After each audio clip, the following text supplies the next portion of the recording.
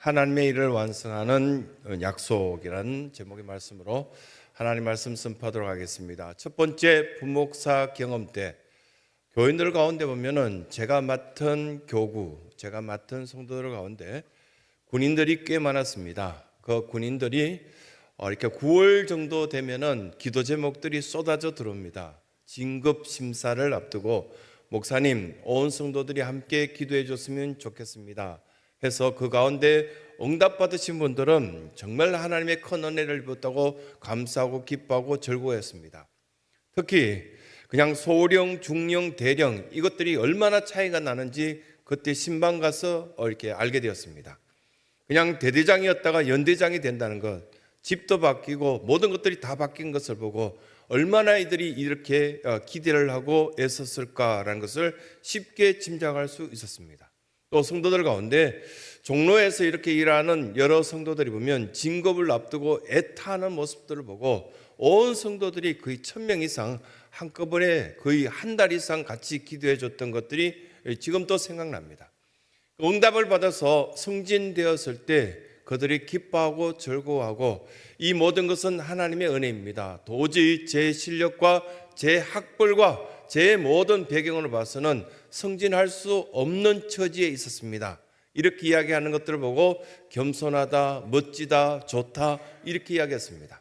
그때 남자 집사님 한 분이 너무너무 행복해하면서 신방 와달라고 해서 그 집사님을 만났을 때 군인으로서 최고의 어떤 승진을 하였던 것을 본인이 이렇게 고백하시면서 전 사실 그럴 능력이 없거든요 라는 이야기를 하셨습니다. 아내가 물론 많이 도와줘서 그런 역할도 물론 해주었겠지만 저는 사실 실력이 없습니다 라는 이야기를 쭉 내려놓는데 그분을 이렇게 심사했던 분을 만나게 되었습니다. 그분이 이야기를 했습니다.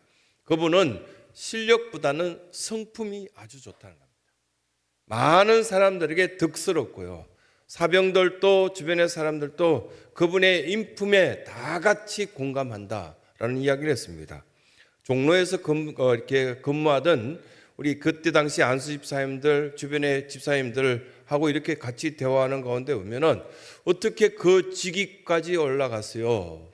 지방 출신이고 그 학벌로 참 대단합니다라고 이야기했더니 많은 저와 함께 일했던 사람들이 같이 한 가족처럼 그냥 제가 편안하게 대해줬더니 다 같이 칭찬하고 다 같이 저를 도와줬더니 제가 이 위치까지 왔습니다. 이것이 리브가의 고백이거든요. 오늘 성경에 나오는 하나님의 사람, 하나님의 딸 리브가가 나옵니다. 이 리브가는 하나님의 딸로 선택받기 전까지 그냥 동네 한 처녀였습니다. 시골 한 처녀로서 잘하는 것도 그렇게 뚜렷하게 드러난 것도 없고, 혹시 여러분들의 창세기를 즐겨 읽으신다면 꼼꼼하게 읽어보시더라도 리브가에 대해서 소개되는 것은 거의 없습니다.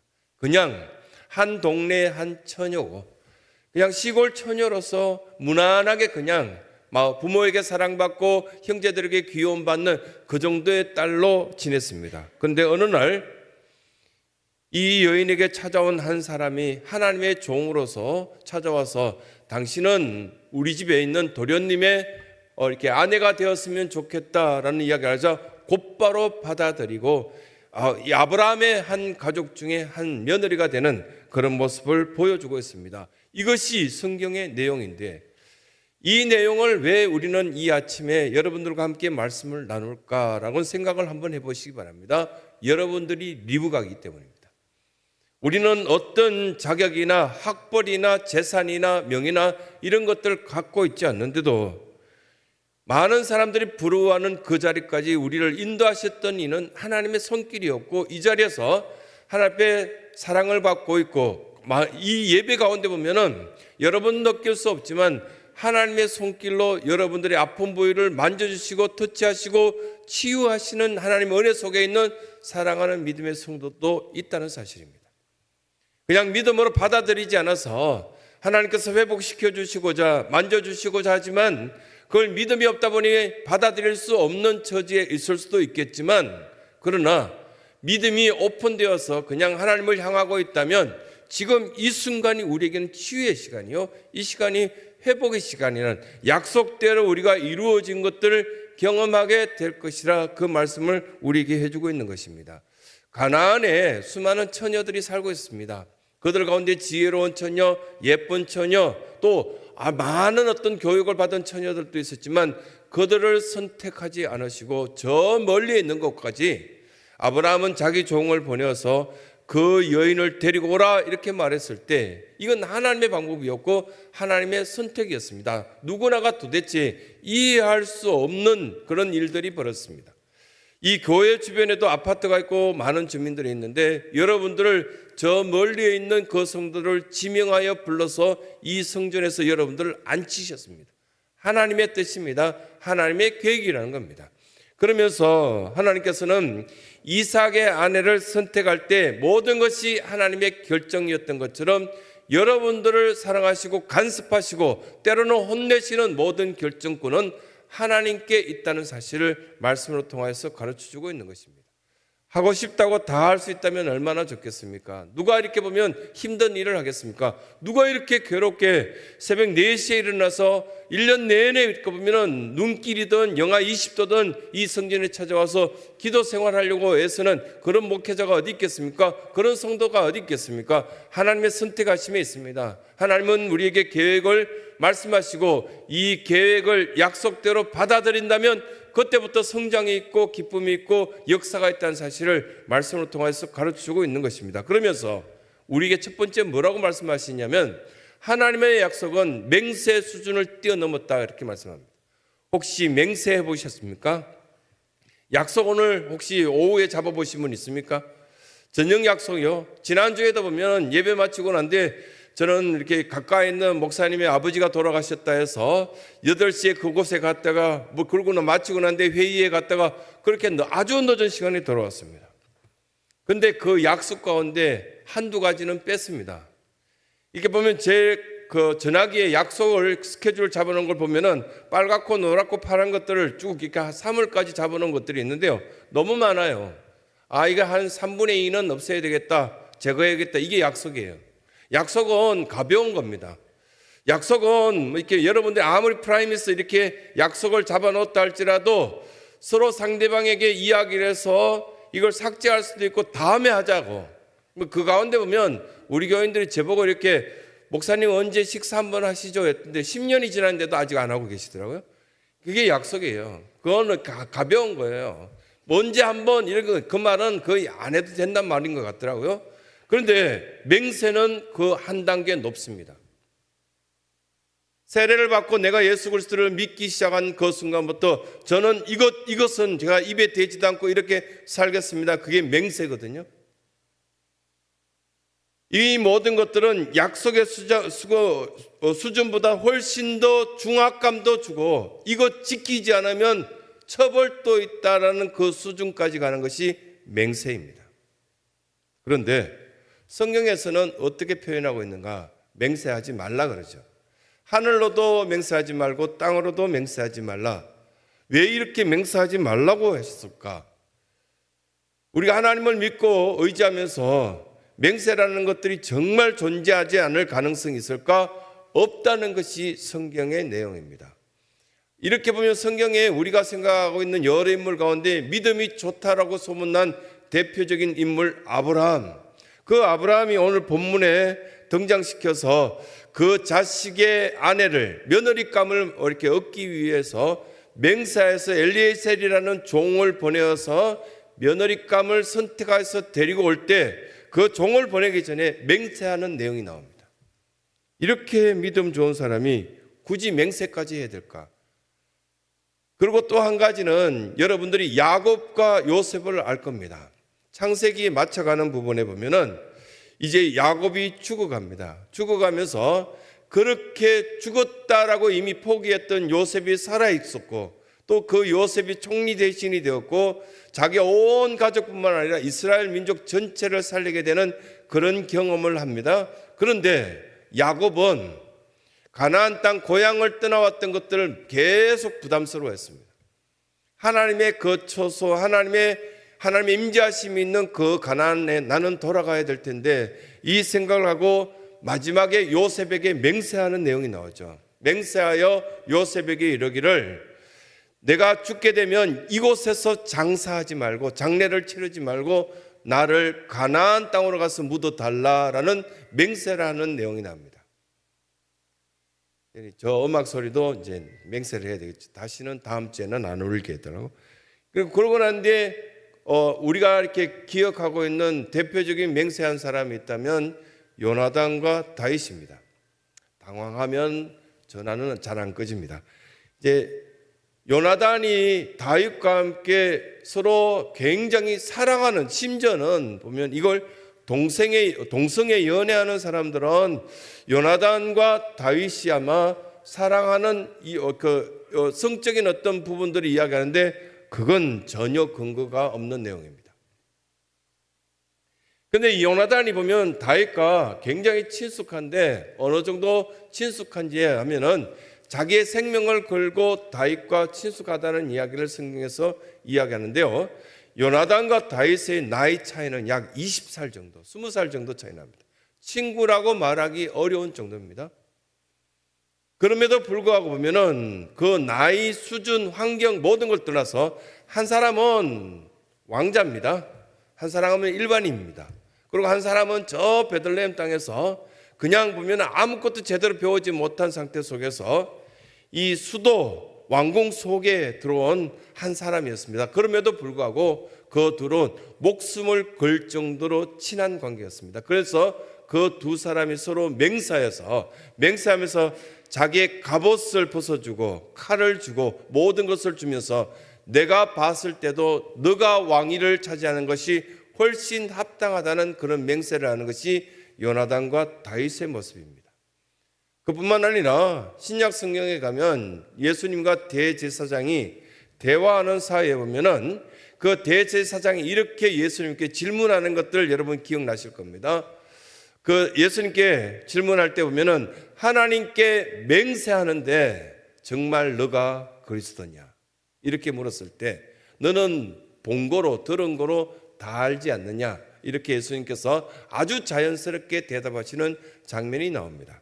그러면 이 모든 것들 다 봤을 때도 우리가 그렇게 존경할 만한 다윗 같은 사람도 아브라함 같은 사람도 야곱도 요셉도 맹세하였다면 그냥 맹세는 쉽게 할 수 있는 문제가 아니냐라는 생각이 드는데 문구를 앞뒤로 잘 보신다면 어떤 생각이 드냐면 자신의 의지를 뚜렷하게 표현한 것으로 볼 수 있습니다. 나는 내가 가지고 있는 믿음으로 통하여서 나는 이것을 변질되지 않게 살겠습니다. 나는 크리스찬답게, 나는 교인답게, 나는 그래도 이렇게 사는 것이 합당하다고 생각합니다. 그 의지 표현을 단어를 쓸 때 맹세라고 이렇게 표현했구나라는 것을 알 수 있습니다. 의무적으로, 법적으로, 그리고 또 까탈스러운 바리새인들이 말하는 그런 맹세와 다르구나라는 것을 알게 되는데요. 이 예배 시간에 들어왔을 때 우리에게 묻고 있는 것이 있습니다. 너는 의지적으로 나 스스로 결단하여서 저는 평생 동안 어떤 변화가 있고 어떤 변질이 있고 어떤 여러 가지 유혹이 있다 할지라도 저는 하나님의 사람으로 살겠습니다. 의지 결단, 이게 맹세입니다. 리브가는 이 의지 결단을 하는 모습을 보여주는데요. 한 사람의 아내가 되는 것 쉬운 결단 아니죠. 혹시 여러분 결혼하기 전에 갑자기 눈에서 레이저가 나오고 하트가 뿅뿅 나와서 남편을 보니까 나 이 사람 아니면 죽을 것 같아서 바로 그날 결정했습니까? 이 사람 따라가면 내 평생 괜찮을 것 같다 고민 안 해보셨습니까? 우리 교인들은 전혀 고민이 없군요. 이렇게 보면은 저는 고등부 때 한 해 후배인 그 여학생하고 사귀는데도 전 교인도 다 모르게 사귀는데 겁나게 어려웠습니다. 결혼식 전에 청첩장 보낼 때 교인들 알았습니다. 그러니까 아주 몰래 이 첩보 작전을 펼치는데 그 노하우를 저희 청년들에게 좀 전하고 싶습니다. 막 그런 어떤 일들을 이렇게 할 때 보면 참 어려웠거든요. 근데 한 해 후배가 가장 어려워요. 사실 보면 또 한 해 후배는 한 해 선배가 가장 무섭고요. 지금도 집안에 들어가면 한 해 후배로 저는 이렇게 대하고 있습니다. 근데 참 이렇게 보니까 갱년기가 지나면서 말을 듣지 않는다는 특징이 생겼습니다. 이 교회 속에서 이렇게 보면은 그 사랑하는 마음이 생기고요. 또 그것들이 변질되지 않으려고 하는 그 애쓰는 마음이 생겼을 때 결국은 의지 표현을 뭘로 합니까? 가장 큰 결단이 뭐냐면 이제 우리 평생 살자. I need you 하고 난 뒤에 평생 이렇게 책임질게. 그때는 거룩한 말, 뭐 이렇게 좀 예뻐 보이는 말 다 쓴 것 같아요. 그 이후로는 어휘력이 떨어진 것 같아요. 결국은 우리에게 리브가가 이삭의 아내 되기로 작정하는 그 순간, 그때 하나님께서 그 마음 주시지 않았다면 그게 가능했을까? 선교사님들이 제가 이렇게 개인적으로 여러분들이 제가 캄보디아나 코타키나발루에 있는 선교사님을 참 귀하게 여기는 거 여러분 아실 겁니다. 왜냐하면 그분들이 20대 초반부터 저는 그분들을 봤기 때문에. 선교사님들 고급 승용차 타고요 1년 내내 전도 한 곳도 하러 다니지 않는 그런 선교사님이 많아요. 근데 매일같이 우리가 보낸 전도 용품을 들고 그 영상 40도 되는데 걸어다니면서 그렇게 기도해 주고요. 거부하는데도 보면은 머리에 손을 얹고 길거리에서 기도하는 선교사님 드물어요. 불가능하다고요. 하루 이틀하고 창피하다고 안 하신 분이 많아요. 그냥 편안한 에어컨 속에서 그냥 살고 싶어하는 선교사님 많아요. 그런데 여러분 직접 가보시면 매일 생활들을 보시면 와 이건 우리가 불가능한데 라는 생각을 들지 않습니까? 그게 가짜 고백일까요? 매일같이 한다면 가짜라도 그렇게 하는 건 어렵습니다. 그렇게 선교지 한 20년 전에 도착하였을 때 이렇게 이야기하더라고요. 한 영혼이라도 내가 여기서 구원할 수 있다면 나는 그 일을 하고 싶다. 몇 년째 해도 한 영혼 구원하지 못해서 몸부림쳤는데 어느 날 작정하였다는 이야기를 하는데요. 공산국가니까요. 캄보디아가 이장 한 명만 딱 변화시키면 마을 전체 복음화시키는 건 쉽겠구나 해서 매일 이장에게 찾아가는. 당신 신고한다 그래도 당신 내가 꼴 보기 싫다고 해도 똑같이 그 시간 되면 이장님에게 찾아가서 그분을 향해서 기도하고. 그런데 어느 순간 이장이 너무 아파서 죽을 지경에 갔을 때 그때 찾아가서 아무도 안 찾아오는데요. 한국 땅에서 온 선교사 한 분이 찾아와서 내가 당신을 사랑한다고, 그리고 오늘 당신이 아무것도 못 먹은 걸 알고 한국에서 잘 먹는 죽이라는 음식도 만들고 이렇게 만들어서 왔다고 한번 먹어보라고. 이거 한국 사람들 잘 못 먹는 거라고 막 그렇게 이야기하고 대접하고 잠깐 앉으라고. 한국의 크리스찬들은 막 아프고 힘들면은 이렇게 목사님들이 머리에 손을 얹고 기도하면 하나님 역사가 나타난다고 그렇게 가르치고 그 머리에 안수하는 기도를 하기 시작합니다. 그가 어느 순간 눈물을 흘리고 예수 그리스도를 받아들이고 믿기 시작합니다. 동네 전체 우리가 찾아가서 이렇게 보면 전단지 나눠주고 물건 나눠주는데 지금 쉬워요. 왜 그랬을까요? 그게 보면은 마치 우리의 공안처럼 정보국에 있는 국정의 요원들처럼 그들이 그 이장님과 늘 같이 앉아 있어요. 재작년에 갔을 때도 그러니까 그 보면 그 정보국에 있는 그 요원들이 앉아 있는 걸 알면서도 전도지를 주고 이제는 교회로 나오시죠. 편하게 저는 이야기하고 왔습니다. 왜 이런 일들을 할 수 있을까요? 약속 수준이 아니라 하나님과 맹세했던 그 높은 수준에까지 이런 그것들을 고백하는 것입니다. 하나님께서는 아브라함을 통해서 그의 종을 보냈을 때 그 발걸음을 인도해 달라고. 그렇게 넓은 지역에 누구 집에 간단 말입니까? 누구를 만난다는 겁니까? 그런데 하나님은 그 종을 보내서 딱 그 여인을 만나게 했습니다. 그 여인을 만나기 전에 기도할 때 하나님은 음성을 들려주셨고 그 사람을 만날 것이니까 너는 두려워하지 말라고, 걱정하지 말라고 그냥 순종하면 된다고. 순종하였던 그 역사 속에 그 리브가를 만난 큰 기쁨을 얻게 되었습니다. 그래서 이 종이 고백하는 내용이 오늘 우리가 읽었던 내용입니다. 형통한 길을 주셨구나.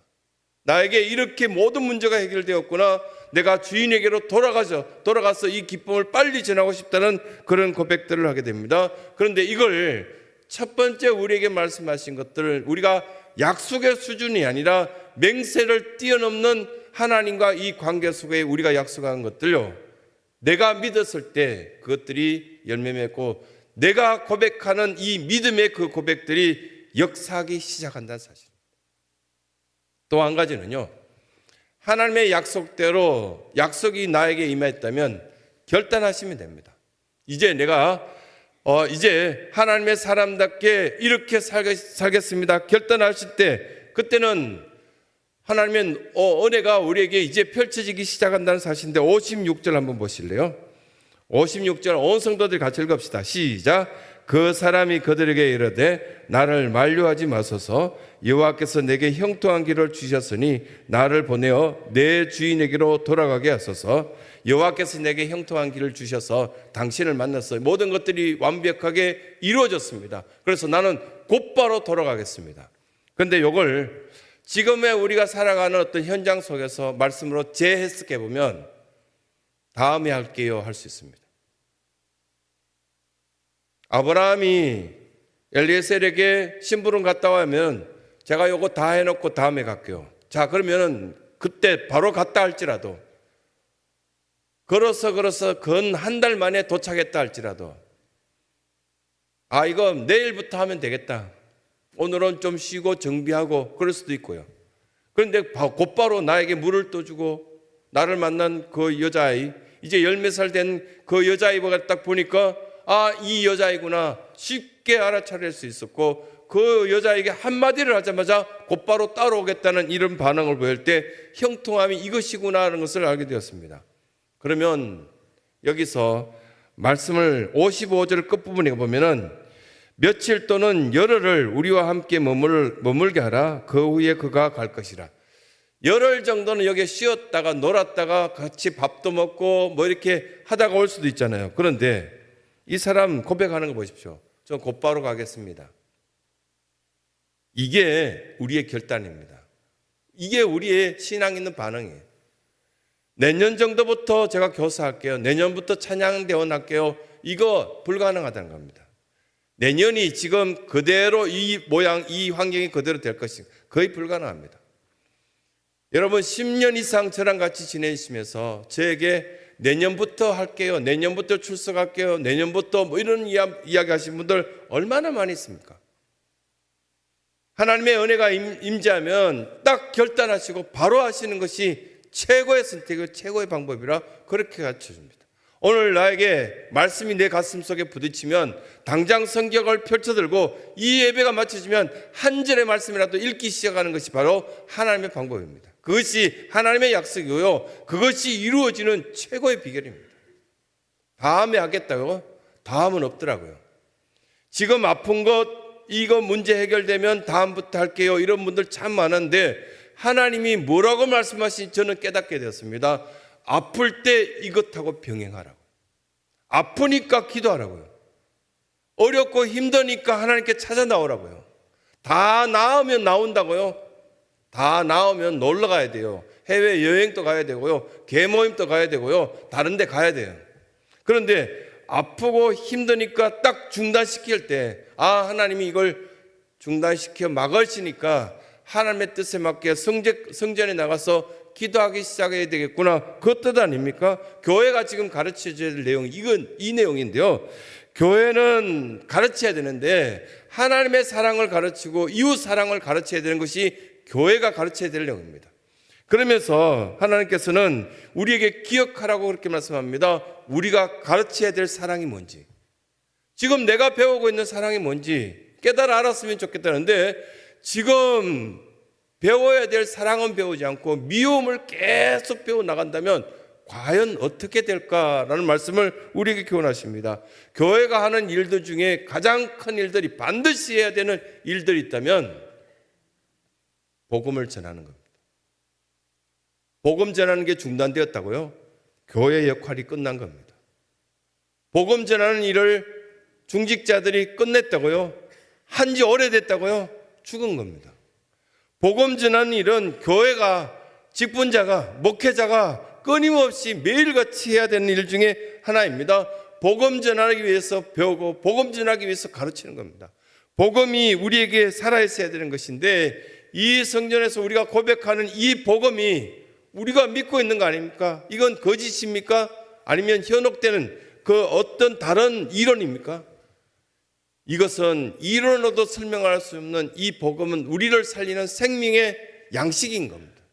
그래서 우리는 교회에 결단력 있는 사람들이 모여서 끊임없이 그 복음을 전하고 배우고 가르치는 일에 함께하고 있는 것입니다. 리브가는 결단력이 있는 여인이었습니다. 가족들이 와서 너 갈래? 이렇게 묻자 네, 바로 떠나겠습니다. 이렇게 되었습니다. 하나님이 나에게 주신 약속이라면, 하나님께서 나에게 주신 나의 남편 이삭이 기다린다면 뭐 물을 게 뭐냐, 기다릴 게 뭐냐, 당장 지금 가겠다. 하나님의 약속대로 결단하는 사람은 하나님께서 함께 하십니다.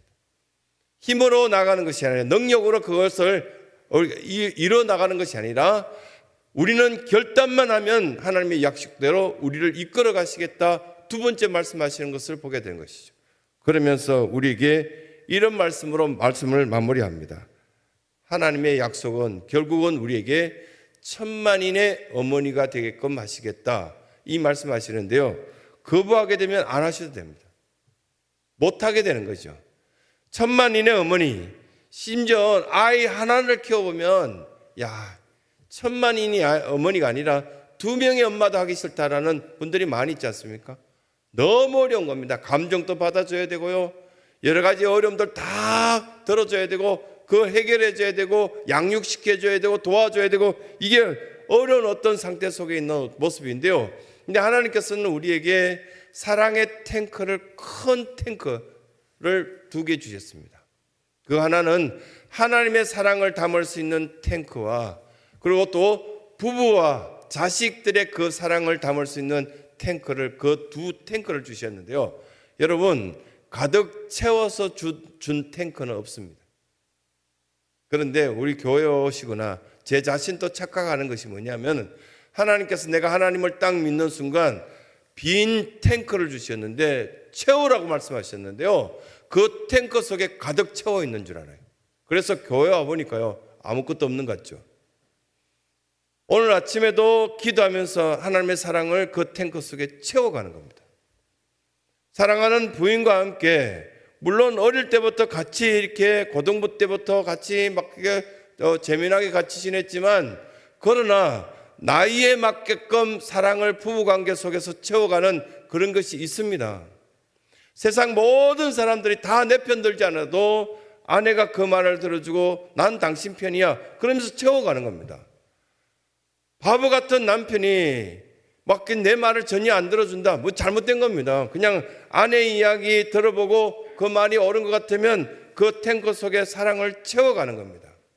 이 이야기를 이렇게 심리학적으로, 교육학적으로 이야기하고 있는데요, 어떻게 이야기하냐면은 자존감의 탱크가 있고요, 애정 탱크가 있습니다. 자존감의 탱크는, 여러분 자존감이 없으면 안 됩니다. 우리 청년들 보면은 안타까운 것이 뭐냐면은 자존감이 상실되었습니다. 뭘 해도 안 된다고요. 내가 응원하는 프로야구팀은 반드시 그 해에 꼴찌한다고요. 나만 응원하면 안 된다고요. 뭐 이렇게 자존감이 무너진 것. 그래서 내가 직장에 가면은 견뎌낼 수 있을까요? 막 그렇게 이야기하고요, 너무너무 힘들어 하더라고요. 이 자존감은 크리스찬들에게 반드시 있어야 되거든요. 근데 지나치게 자존감 센 애들 있죠. 저건 도대체 어디서 생긴 자존감이야? 자기만한 아들, 착한 아들이 없대요. 우리 집 이야기 아닙니다. 그리고 뭐 딸이요, 음식도 전혀 못하는 딸이 집에 손가락 안 하고요, 엄마가 다 해주는 밥 먹으면서 늘 불평하는 애가요, 뭐 자기 속옷 빨래 정도는 해야 되는 거 아닙니까? 다 컸다면. 아니요, 안 하면서도 보면은 엄청나게 보면은 우리 집에는 뭐가 없어 뭐 이렇게 그게 뭐 무화과 나무에 포도 뭐 이건 노래가 막 생각날 정도로. 제 친구 목사가 갑자기 어느 날, 야 너네 딸은 서울대 다녀서 좋겠다 그러니까 내가 좋겠다고 방 한번 구경시켜 줄까, 따라와봐 그랬더니 자기 딸 방을 문을 열어서 이렇게 보라는데, 어떻게 속옷이 저기 천장에 전등에 걸릴 수 있지? 뭐 그걸 쭉 보여주면서 딸도 이런 거야 뭐 그렇게 했대. 제발 하나님의 역사 속에 이 딸이 올해 안에는 다른 집으로 갔으면 좋겠어. 지금 우리는 새벽마다 그걸 통성기도 하고 있다 이렇게 이야기하더라고요. 자존감이라는 것은 있기는 있어야 되는데요. 이것은 보면은 매우 자기중심적인 자존감이 있으면 남을 거부합니다. 저 사람은 다리가 길어서 싫고요. 저 사람은 다리가 짧아서 싫고요. 저 여집사님 머리 모양이 70년대라가 싫고 저 여집사님은 최신 유행의 머리를 하니까 꼴보기 싫어 뭐 이렇게 해요. 그건 도대체 어디서 온 자존감일까요? 그 자존감 문제 때문에요 심각한 사람이 많아요. 아무와도 교제할 수 없고요. 목장 안에서도 서로 교제가 이루어질 수가 없어요. 그런데 또 하나의 탱크는요. 이 탱크에 50으로 가득 채워야 돼요.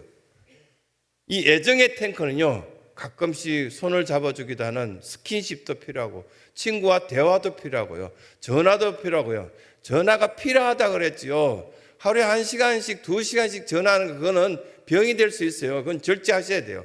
보면은 도대체 통화를 할 수가 없어요. 그래요. 집사님 누가 전화해요? 그러니까 꼭 그 집사님은 내한테 전화하면은 2시간씩 통화한다고 본인이 하시놓고 그래요. 막 이런 어떤 애정의 표현의 부분들도 필요하거든요. 자존감도 필요하지만 애정의 탱크 속에 채워야 되는 것들이 많이 있습니다. 가족 사랑, 친구 사랑, 스킨십, 그리고 대화, 그리고 서로 나눔, 이런 칭찬, 이런 것들이 그 탱크 속에 채워져 가야 되는데 한쪽에 지나치게 채워진 아이들 보면 친구도 없고 외톨이로 집에서 나가지도 않고 어떻게 하시겠습니까? 그 아이들이 이 세상 속에 살아남을 수 있겠습니까? 그렇지 않으로 요셉처럼 유혹을 견뎌낼 수 있겠습니까? 그 어려움들을 바라보면서 이 리브가가 보여준 어떤 한 장면은 약속의 백성이라. 나에게 약속하신 하나님은 내가 저렇게 지저분하고 어렵고 힘든 곳에 나를 보냈을 때는 내가 저들을 변화시킬 수 있는 힘이 나에게 있을 것이라는 그 약속을 믿어야 되는 겁니다. 확신하셔야 되는 겁니다. 그러면서 그냥 다음에 할게요가 아니라 우리는 결단하는 능력이 있어야 된다는 겁니다. 결단하는 그 순간 성령님께서 우리 편이 되어 주십니다. 기도하는 그 순간 역사가 일어나기 시작합니다. 기적을 경험하고요. 놀라운 은혜를 우리는 체험하게 될 것이라는 사실입니다. 그러면서 우리에게 고백하라고 말씀합니다. 저는 주님을 믿기 때문에 이 고백 속에서 자손이었던 번성뿐만 아니라 많은 은혜를 저는 체험할 줄 믿습니다. 이렇게 고백하며 나가는 겁니다. 60절요. 리브가에게 축복하여 이르되 우리 누이여 너는 천만인의 어머니가 될지어다 내 씨로 그 원수의 성문을 얻게 할지어다. 이건 중동 지역의 딸들이 시집가기 전에 다 축복하는 똑같은 축복문이랍니다. 그런데 이것도 안 하신 분이 있습니다. 우리는 믿음의 사람들입니다. 하나님의 사람들입니다. 내 자식들에게 학교를 가거나 직장을 가거나 만약에 가능하다면 문 앞에서 꼭 껴안고 아이들에게 하나님의 사람이 우리 아이가 이제 학교를 갑니다. 축복해 줄 수 없습니까? 우리 목장 식구를 축복해 줄 수 있다면 그 목장지기는 목회자의 수준입니다. 이제 우리에게 하시는 이 말씀들을 귀 기울여서 들어봤을 때 하나님의 일을 완성하시는 약속이 우리에게 이미 주어졌다는 겁니다. 이 주어진 이 약속에 따라서 결단하시고 그 결단하신 것들에 따라서 천만인의 어머니 역할을 할 수 있는 신성교회 모든 성도들이 되셔서 위축되지 않고 당당하게 하나님 앞에 나가며 하나님의 사람답게 우리에게 주어진 모든 일을 감당할 수 있는 신성의 귀한 믿음의 사람들이 다 되시길 간절히 소원합니다.